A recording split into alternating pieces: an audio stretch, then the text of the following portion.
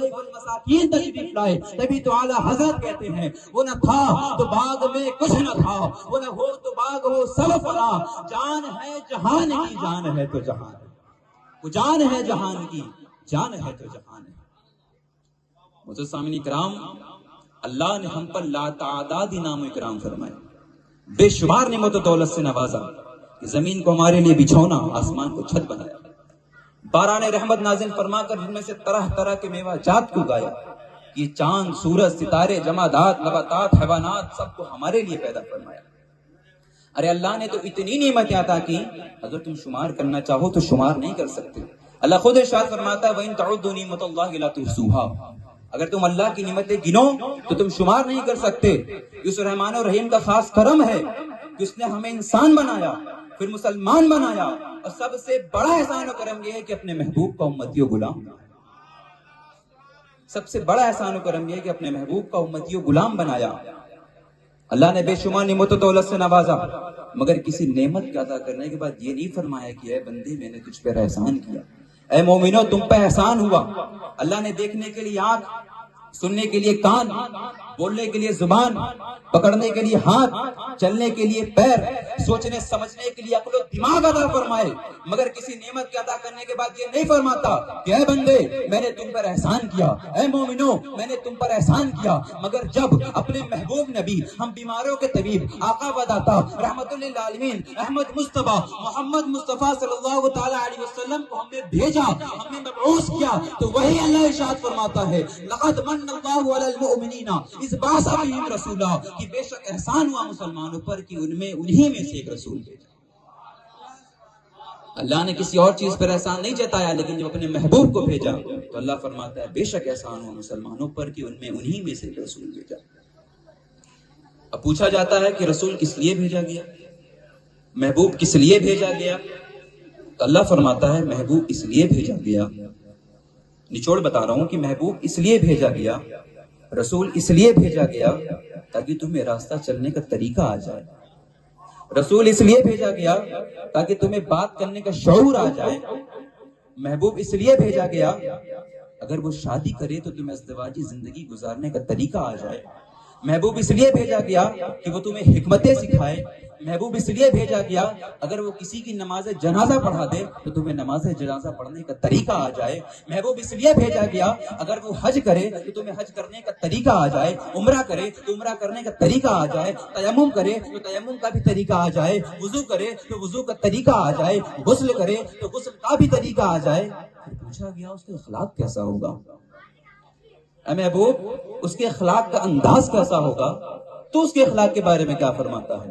تو اللہ ارشاد فرماتا ہے انک لعلی خلق عظیم، کیا محبوب ہم نے آپ کو سارے کائنات میں سب سے اچھا اخلاق والا بنا کر کے بھیجا.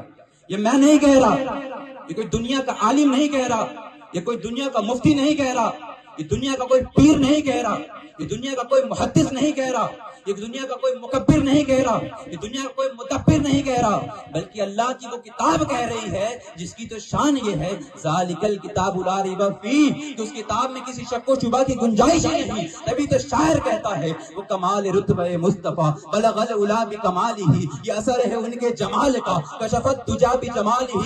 ارے ان کے ایک ادا کی بات کیا حسنت جمیع خصالہ، ارے وہ جس نے خدا کا پتہ دیا صلو علیہ وآلہ صلو علیہ وآلہ صلی اللہ تعالی علیہ وسلم صلی اللہ تعالی علیہ وسلم. اللہ اکبر یا رسول اللہ، زندہ باد زندہ باد زندہ باد زندہ باد زندہ باد. تو اللہ کا بہت بڑا کرم ہے کہ اس نے ہمیں اپنے محبوب نبی صلی اللہ تعالی علیہ وسلم میں کو مبعوث کیا، ہمیں بھیجا. اب آخری بات سمجھا کہ بس رخصت ہوں گا کہ عشق رسول اور محبت رسول میں فرق کیا. اب اس کو دنیاوی اعتبار سے سمجھیں کہ علماء کرام سے پوچھا گیا اگر کوئی شخص کسی سے محبت کرتا ہے تو ان کے اسباب کیا ہیں، اس کا ریزن کیا ہے، اس کی وجہ کیا ہے، اس کا سبب کیا ہے. تو علماء کرام فرماتے ہیں اگر کسی کا دل کسی کی طرف مائل ہوتا ہے، کسی کے دل میں کسی کے لیے جذبہ محبت پیدا ہوتی ہے، تو اس کی سب سے پہلی وجہ یہ ہے کہ کہ وہ حسین و جمیل ہو، وہ پیکر حسن و کمال ہوگا، وہ بہت خوبصورت ہوگا۔ اسی چیز کو علماء کرام نے بھی اپنی کتابوں میں لکھا۔ شیخ ابن عربی فرماتے ہیں کہ اگر کوئی شخص کسی سے محبت کرتا ہے تو اس کے دو سبب ہیں، ایک تو یہ کہ وہ بہت زیادہ حسین و جمیل ہوگا، یا تو اس کی آواز میں کشش ہوگی، اس کی آواز اچھی ہوگی۔ تو پتہ یہ چلا کہ اگر کوئی کسی سے محبت کرتا ہے تو یا تو وہ حسن و جمال والا ہوگا یا تو اس کی آواز میں کشش ہوگی۔ لیکن پھر پوچھا گیا اگر کسی کے اندر حسن و جمال نہ ہو، کسی کی آواز میں کشش نہ ہو، تو پھر انسان کس بنا پر اس سے محبت کرے گا؟ تو علماء کرام نے فرمایا اس کے اندر علم زیادہ ہوگا، علم کی کثرت ہوگی۔ اگرچہ اس کے اندر حسن و جمال نہیں، اس کی آواز میں کشش نہیں، لیکن اگر اس کے اندر علم ہوگا تو لوگ اس سے اس بنا پر اس سے محبت کریں گے۔ پھر پوچھا گیا حسن و جمال نہ ہو، آواز میں کشش نہ ہو، علم نہ ہو، عالم نہ ہو، تو پھر کس بنا پر محبت کریں گے؟ تو علماء کرام نے فرمایا جذبہ سخاوت کو دیکھا جائے گا، اس کے سخی ہونے کو دیکھا جائے گا۔ کہ اگر کوئی فقیر، ایک فقیر یا 1000 فقیر اس کے گھر پر چلا جائے تو وہ اسے منع نہ کرے، واپس نہ لوٹائے۔ صبح کو جائے، رات کو جائے، دن کو جائے، دوپہر کو جائے، کسی وقت چلا جائے، وہ اسے رد نہ کرے۔ یہ ہے سخاوت۔ تو پتہ یہ چلا اگر کوئی کسی سے محبت کرتا ہے تو اس کے حسن و جمال کی بنیاد پر کرتا ہے، اگر وہ نہ ہو تو اس کے علم کی بنیاد پر کرتا ہے، اگر وہ بھی نہ ہو تو اس کے سخاوت کی بنیاد پر کرتا ہے، اس کے اختیارات کی بنیاد پر کرتا ہے، اس کے شفقت کی بنیاد پر کرتا ہے۔ اگر تم نے یہ بات سمجھ لی تو ذرا بتاؤ میرے مصطفیٰ سے زیادہ حسین و جمیل کون ہے؟ میرے مصطفیٰ سے زیادہ علم والا کون ہے؟ میرے مصطفیٰ سے زیادہ اختیارات والا کون ہے؟ میرے مصطفیٰ سے زیادہ سخاوت والا کون ہے؟ میرے مصطفیٰ سے زیادہ شفقت والا کون ہے؟ میرے مصطفیٰ سے زیادہ رحمت والا کون ہے؟ ارے میرے مصطفیٰ سے زیادہ حسین و جمیل اللہ نے کسی کو بنایا ہی نہیں، ان سے زیادہ علم والا کسی کو بھیجا ہی نہیں، ان سے زیادہ اختیارات والا کسی کو مبعوث ہی نہیں کیا۔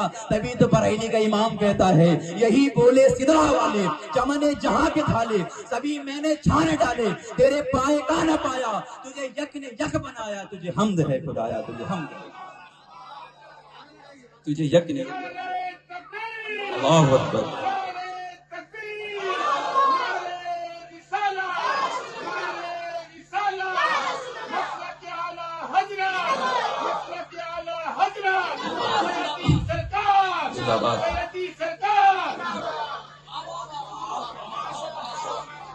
بس اس آخری شعر کے ساتھ اپنی گفتگو کو یہیں پہ ختم کروں کہ وقت کی یہ صبا سنک وہ کلی چٹک، یہ زبان چہک لب جو جھلک، یہ مہک جھلک، یہ چمک دمک، سب اسی کے دم کی بہار ہے۔ وہ نہ تھا تو باغ میں کچھ نہ تھا، وہ نہ ہو تو باغ ہو سب فنا، وہ جان جان سے ہے بقا، وہی بن ہے بن سے بار ہے، اور یہ اٹھے چمک کی تجلیاں، مٹا دے سب کی تعلیاں، دل و جان کو بخشے تسلیاں، تیرا نام پاک دہار ہے، اور با ادب جھکا لو سرے ولا، کہ میں نام لوں گل و باغ کا، گل تر محمد مصطفیٰ چمن ان کا پاک دیار، گل تر محمد مصطفیٰ چمن ان کا پاک دیار ہے۔ رب تبارک و تعالیٰ سے دعا ہے مجھے کہنے اور آپ کو سننے کسی قسم کی لغزش و سرزد ہوئی اس سے اپنے فضل و کرم سے معاف فرمائے، اور ہمیں سننے اور سنانے سے زیادہ اس پر عمل پیرا ہونے کی توفیق عطا فرمائے، ہمیں نماز پنجگانہ پڑھنے کی توفیق عطا فرمائے۔ وآخر دعوانا ان الحمد للہ رب العالمین۔ السلام علیکم ورحمۃ اللہ تعالیٰ وبرکاتہ۔